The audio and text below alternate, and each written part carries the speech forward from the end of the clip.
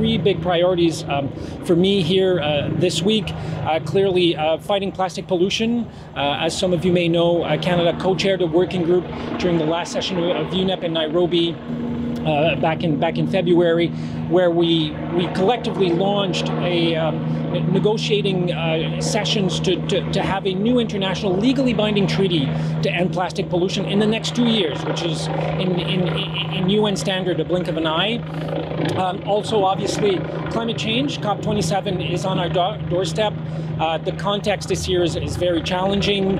So Canada is working with many of our allies to ensure that we come out of Sharm el-Sheikh with a robust agreement that help us continue fighting climate change, both in Canada and on the global stage. And finally, I'd probably say the priorities of priorities for me. COP15, Montreal will be hosting the world as of December 7th for the 15th session, the Conference of Parties on Biological Diversity. Canada has been asked by the United Nations to host this conference because China could not because of the COVID situation there.